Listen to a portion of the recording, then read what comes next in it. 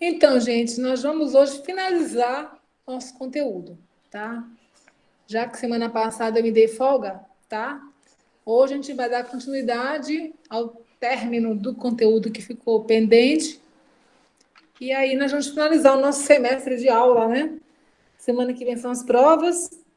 E aí nós vamos cumprir o que nós determinamos com relação à nossa participação hoje. Tá certo, gente? Então, então vamos lembrar o que é inadimplemento, né? Só para pegar o fio da meada.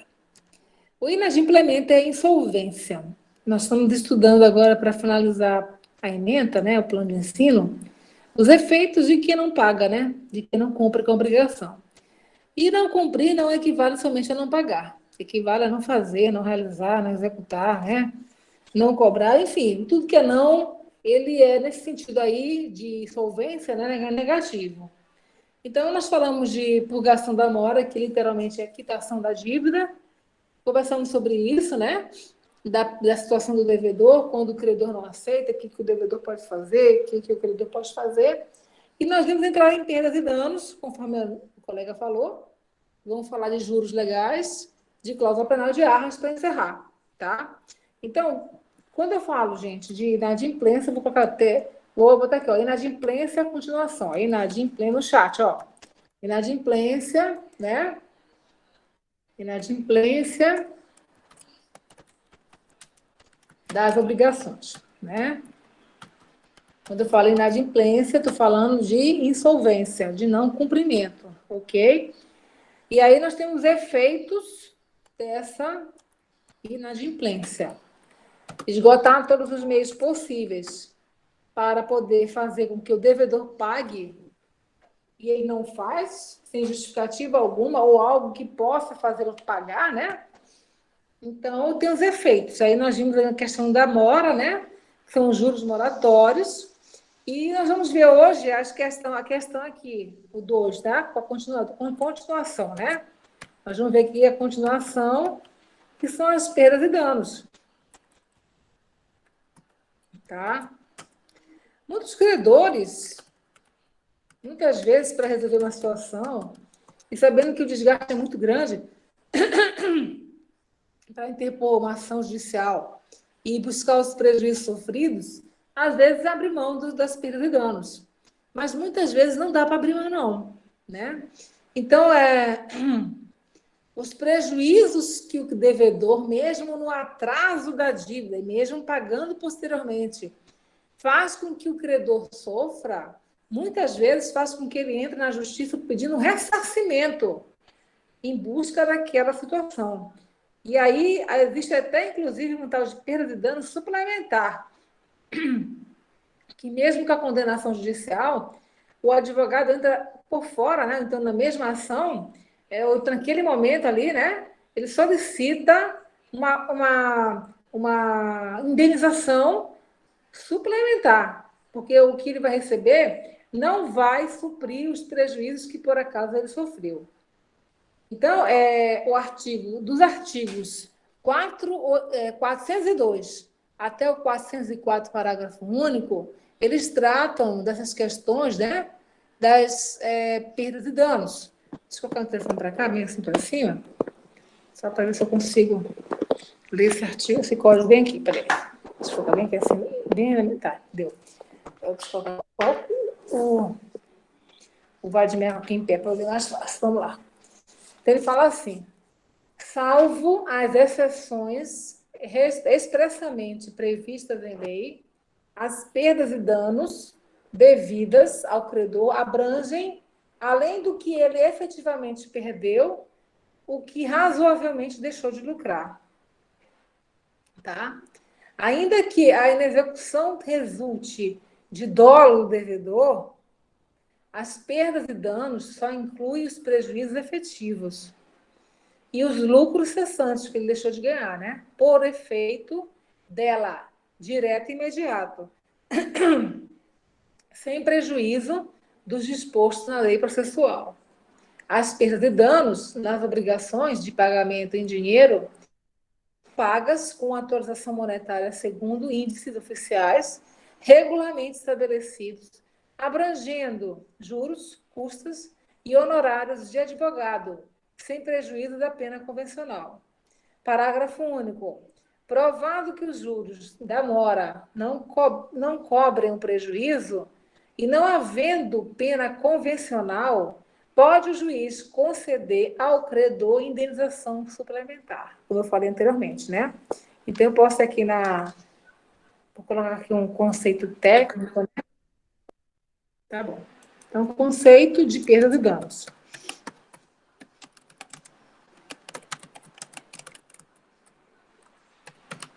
né? Então, entende-se na expressão perdas e danos um instituto de direito civil assinalado como uma forma de indenização, uma reparação do dano, de cunho pecuniário, em dinheiro, e, portanto, pessoal.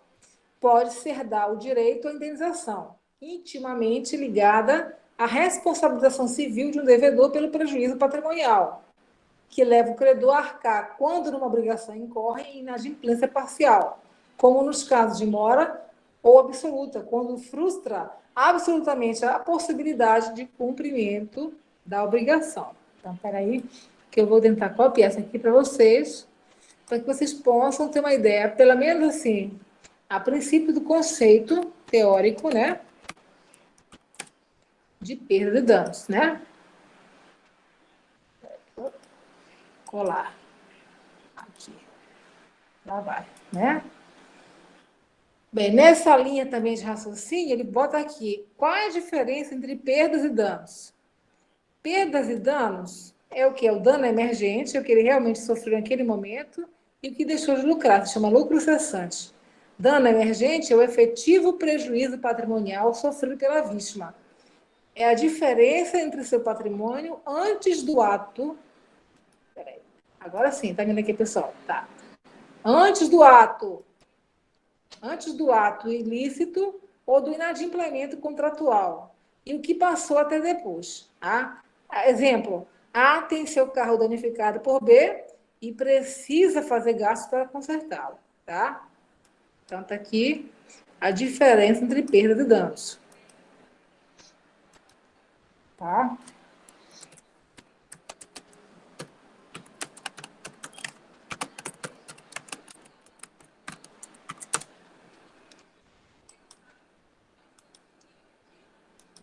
Olha lá. Tá? Muito bem. Aí nós vamos entrar agora na questão de juros legais, tá? Gente, quando alguém cobra juros para nós, tá? Ela está cobrando juros porque quando uma pessoa tem um negócio jurídico, ela está tendo assim uma espécie de investimento, entendeu? E os juros para ele é um rendimento desse investimento, quando alguém paga atrasado, né? Então, juros para o credor, ele é um investimento, ele é uma indenização. Então, ele é o quê? Ele é uma forma, tá, de renda, de lucro. O ideal é que você evite pagar para o credor esse tipo de investimento para ele, rentável, entendeu? Mas cabe ao devedor se controlar, se policiar, se possível, né? Para evitar esse tipo de coisa. Então, gente, quando eu falo aqui de juros, tá? Ele fala o seguinte, ó. Juros, né? O que são juros no negócio jurídico, né? Os juros são um percentual dos rendimentos resultantes de um empréstimo. Em outras palavras, quando emprestamos o nosso dinheiro a alguém e após recebermos de volta, ele vem acrescido do percentual, tá? Nas obrigações, tá? É um acréscimo sobre o valor inicial de uma aplicação financeira ou de uma obrigação, tá? E quando ele atrasa, há uma correção dessa aplicação. E por isso, tá?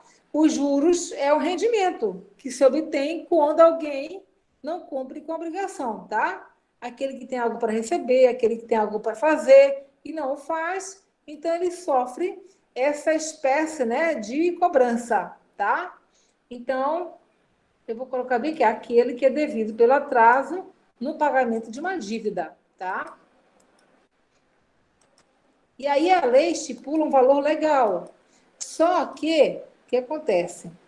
Na prática, eles não estão cumprindo esse valor legal. Enquanto o Código Civil estipula 1% ao mês, na prática, né, em função das normas do Banco Central, tem gente cobrando até o Banco Central, o Banco do Brasil, as financeiras, até de 15% a 20% ao mês. Entendeu? E aí, enquanto esses contratos não saem da alçada administrativa, são cobrados nesse patamar. Mas quando vão para as vias judiciais, aí sim, eles usam a lei para poder rever a situação. Por isso que muitas vezes as financeiras preferem negociar e contemporizar nas vias administrativas do que para as vias judiciais. Porque nas vias judiciais eles vão cobrar 1%, entendeu? Muito bem. E aí, gente, nós temos espécies de juros, nós temos espécies de lei, temos espécies de juros, né? Espécies de juros. Nós temos os convencionais, que são aqueles que são acertados, né? Combinados entre partes, e temos os legais, tá? E aí, os legais, o que a lei estipula, tá? Deixa eu pegar um conceito técnico para vocês aqui, peraí. Juros legais, né? Pra ficar mais tranquilo, né? Juros legais. Vamos ver. Esse aqui, ó. A primeira corrente entende, deixa eu colocar aqui o conceito técnico realmente. Os juros legais se dividem. Peraí, tem gente chamando aqui. Eu estou aqui, alguém quer entrar? Tá, foi. Tá, entrou. Então, os juros legais, a primeira corrente entende que o percentual dos juros legais, tá? Ele está estabelecido pelo artigo 406 do Código Civil e é de 1% ao mês, uma vez que o diploma legal deve ser interpretado em conjunto com o artigo 161, parágrafo 1º do Código Tributário Nacional, tá? Então, esse aqui é o que é os juros legais, tá? Ele está na lei. Vem aqui. Tá? Aí, nós temos aqui na doutrina, tá? Uma divisão desses juros legais. Eles dividem-se em compensatórios ou moratórios. Os compensatórios decorrem do simples uso do capital alheio. Geralmente é previsto em contrato. E é o empréstimo de coisa fungível com cobrança de juros, tá? São os compensatórios, que vai compensar você, né? Pagar isso, né? É uma forma de compensação, né? O atraso da dívida, né? Então, juros, espécies de juros legais, tá lá em cima, sabe? Vamos lá. Compensatórios. Juros legais compensatórios. Tá? Tá bem aqui para vocês aqui. Tá? E aí nós temos também outra espécie, né, que são os moratórios. Tá? São os convencionais, né? Ou moratórios. Que são aqueles que decorrem do atraso da dívida, tá?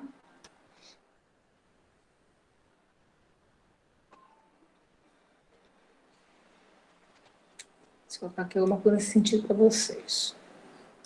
Eu quero os moratórios agora, que não está aqui. Como sempre, eu consigo encontrar uma coisa e não consigo encontrar outra. Tá, eu quero os moratórios, vou voltar lá.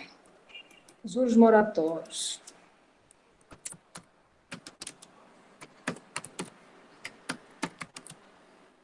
Vamos lá, se ele abre. Abre, ah, tá, encontrei. Então, os moratórios são aqueles que decorrem do inadimplemento ou retardamento, logicamente, que eu já tinha falado, no cumprimento das obrigações. Então, pela demora, realmente, está bem aqui. Beleza. Juros, os moratórios, juros, tá? Legais, moratórios.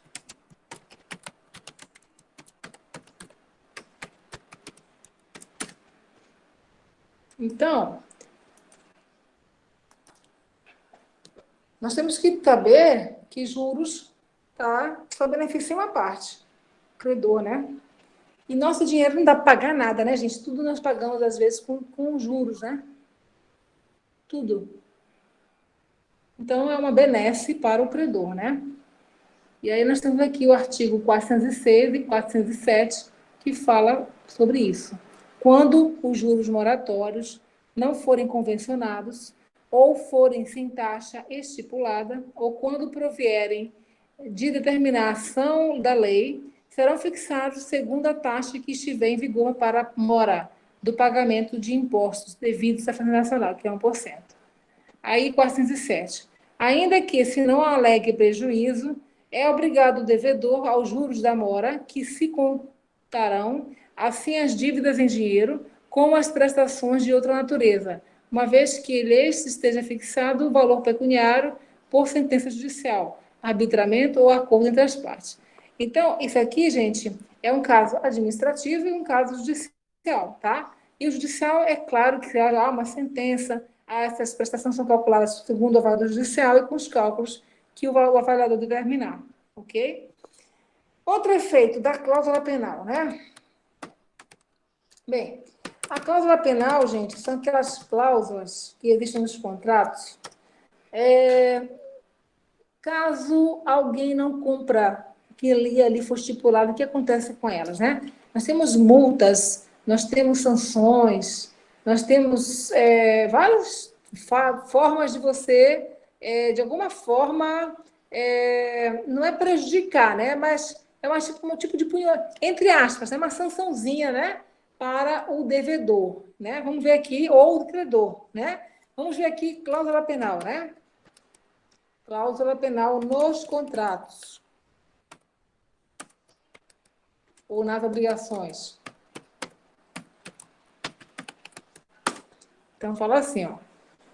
No ramo do direito civil, cláusula penal é um instrumento acessório que estipula pena ou multa utilizado como elemento na militância que vai contra o inadimplemento das obrigações. Incide de pleno direito o devedor na cláusula penal pactuada, desde que culposamente deixe de cumprir a obrigação ou se constitua em mora. Então, nessas cláusulas, né, tem estipulado os tipos de multa, que, por exemplo, né, podem sofrer as pessoas que, ou ambas as partes, né, que não cumpram com a obrigação. Aí nós temos vários modelos, né, gente? Então, ele fala, inclusive, aqui que o pressuposto da cláusula penal, tá? É o atraso, né? Ou então o não cumprimento culposo, por imprudência, por imperícia, sei lá. Enfim, tem que ver qual é o tipo de problema que houve, né? Que levou aquele descumprimento da obrigação, tá? Então, pode ser uma indenização, pode ser, enfim, uma substituição do bem. Enfim, tem que saber, segundo os critérios que o contrato estipula, né?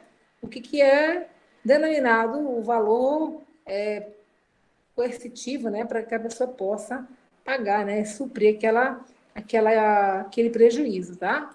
E aí, do artigo 408 até o 416, ele fala sobre isso, e vamos ler sobre isso aqui. Incorre de pleno direito o devedor na cláusula penal, desde que culposamente, deixe de cumprir a obrigação ou se constitui em mora. Culposamente, lembre-se sempre que é o quê? Quando alguém age por culpa, negligência, imprudência e imperícia, tá? 409. A cláusula penal estipulada conjuntamente com a obrigação ou em ato posterior, deixa eu levantar aqui o código novamente, que ele é pesadinho. Tá. Ou em ato posterior, pode referir-se à inexecução completa da obrigação, a de alguma cláusula especial ou simplesmente a mora. Quando se estipular a cláusula penal para o caso de total inadimplemento da obrigação, esta converter-se-á em alternativa a benefício do credor. Quando se estipular a cláusula penal para o caso de mora ou insegurança especial de outra cláusula determinada, terá o credor o arbítrio de exigir a satisfação da pena combinada, juntamente com o desempenho da obrigação principal. O valor da combinação imposta na cláusula penal não pode exceder o da obrigação principal. A penalidade deve ser reduzida equitativamente pelo juiz se a obrigação principal tiver sido cumprida em parte, ou se o montante da penalidade for manifestamente excessivo, tendo-se em vista a natureza e a finalidade do negócio. Sendo indivisível a obrigação, todos os devedores, caindo em falta um deles, incorrerão na pena. Mas esta só se poderá demandar integralmente do culpado, respondendo cada um dos outros somente pela sua cota. Parágrafo único. Aos não culpados fica reservada a ação regressiva contra aquele que deu causa à aplicação da pena. E, para quem não sabe o que é ação regressiva, é o direito de entrar com uma ação contra a pessoa que causou prejuízo, tá? É o chamado direito de regresso. Aos não culpados, aqui, ó, 415. Quando a obrigação for divisível, só incorre na pena o devedor ou o herdeiro do devedor que a infringir, e proporcionalmente a sua parte na obrigação. E 416, para exigir a pena convencional, não é necessário que o credor alegue prejuízo. Parágrafo único. Ainda que o prejuízo exceda ao previsto na cláusula penal, não pode o credor exigir indenização suplementar se assim não foi convencionado. Se o tiver sido, a pena vale como mínimo da indenização, competindo ao credor provar o prejuízo excedente. Então, são situações que você vai ter que... são casos concretos. Por exemplo, você pode pegar cada artigo desse aqui e fazer uma adaptação em alguns cenários. Tá? Quando houver prejuízo total, quando não houver prejuízo total, quando houver uma forma de você pagar o prejuízo, tiver que entrar contra a pessoa que causou o prejuízo. Então, são situações que são o quê? Colocadas, né, no caso concreto para tentar resolver a questão. Tá? E, por último, gente, das arras ou sinal, tá? Nós sabemos que das arras ou sinal, normalmente, arras ou sinal são usadas muito nos contratos de promessa de compra e venda, tá? Quem vai assumir uma obrigação, ela assina um contrato de promessa de compra e venda, tá? Então, a pessoa que está se comprometendo, ela dá um sinal. Vamos ver o que é na técnica, né? Na doutrina sobre isso aqui, tá?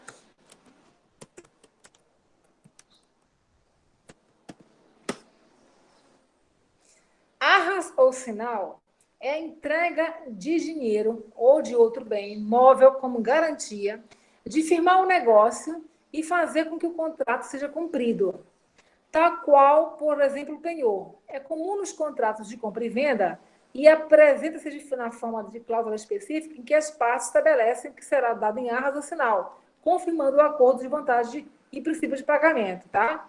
Então, as arras ou sinal é você realmente, né, tá como garantia algo que possa garantir, né, gente, o acordo, né, no negócio, né? Tá bem aqui para você aqui, peraí.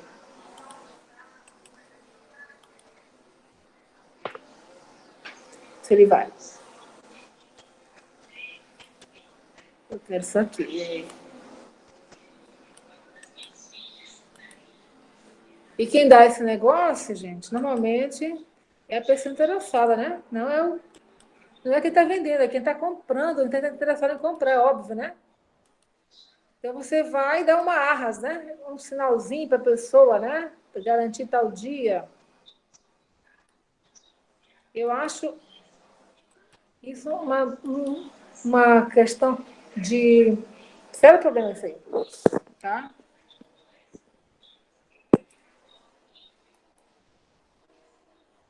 A imagem, como sempre, a imagem não é liberada para mim.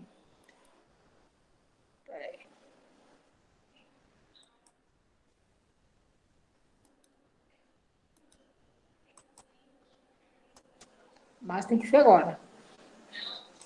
Estaria a doutrina, né?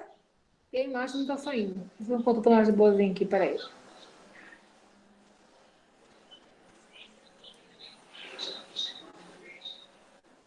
Aqui tem outra imagem legal também. Eu acho tão legal as imagens que ajuda a ilustrar o conteúdo todinho.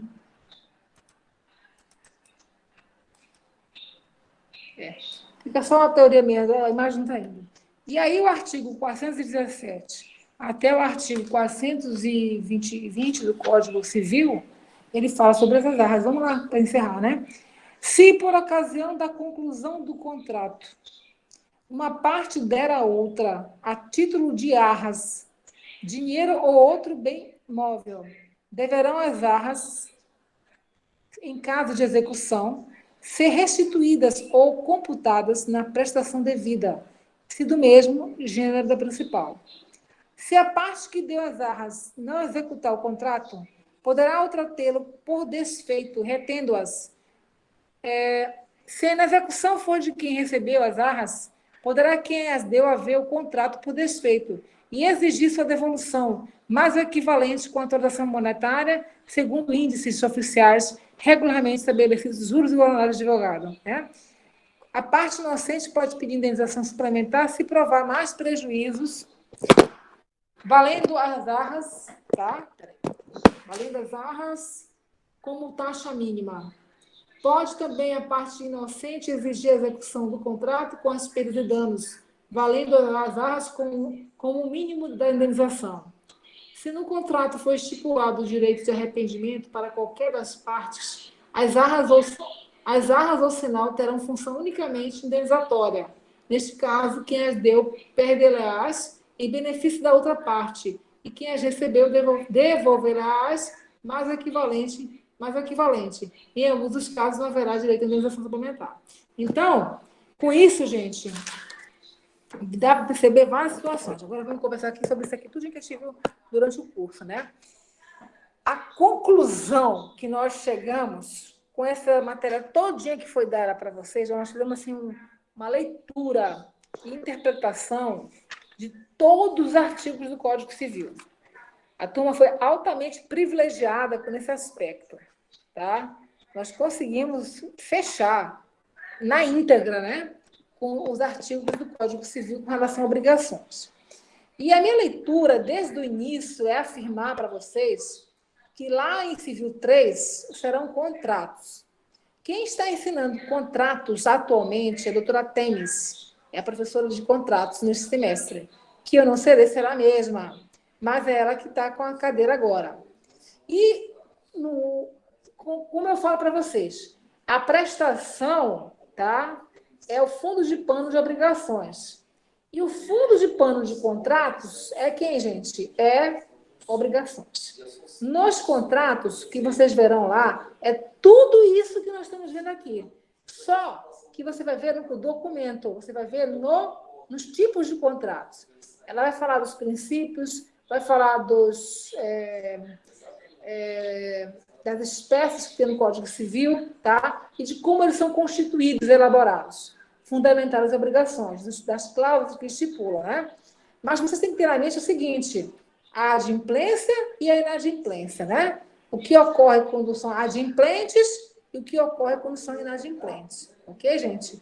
Eu espero que tenham entendido o que eu falei para vocês, tá? Se tiverem alguma dúvida, aproveitem a oportunidade para se manifestarem, tá? A prova já é semana que vem, eu devo elaborar toda essa semana agora, que eu não elaborei nada ainda, ok? Eu agradeço a vocês a oportunidade de estar presente com vocês nesse momento. Eu não tenho do que me queixar, do que falar. Eu só tenho que agradecer literalmente por cada um de vocês estarem sempre comigo aqui do dia a dia, independentemente de qualquer tipo de situação. Alguém quer falar?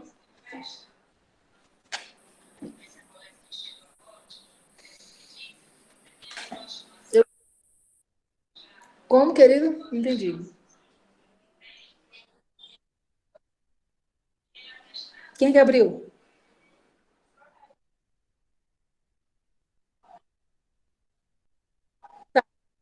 Quem gostaria de falar, por favor, se manifeste para a gente poder finalizar.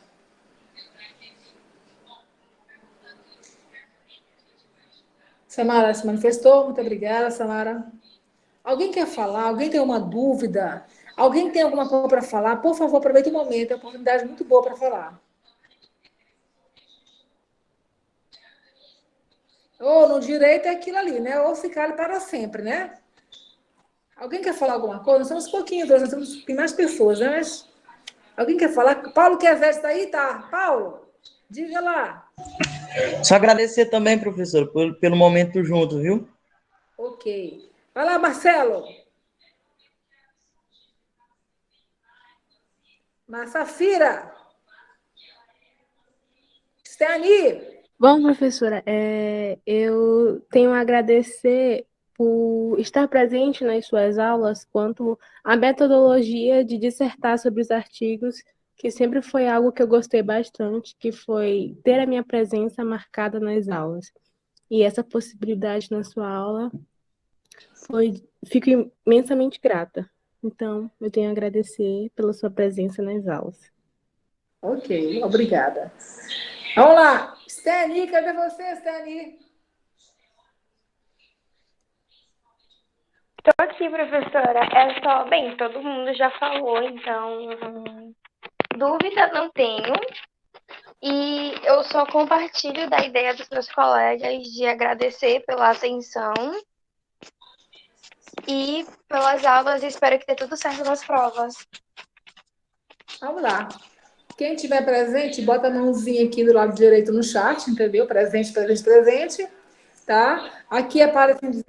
Aqui no meu sistema aparecem 18 pessoas comigo, né? Não é isso? Não, é. E aí, boa tarde para vocês e até a semana que vem com as provas, né?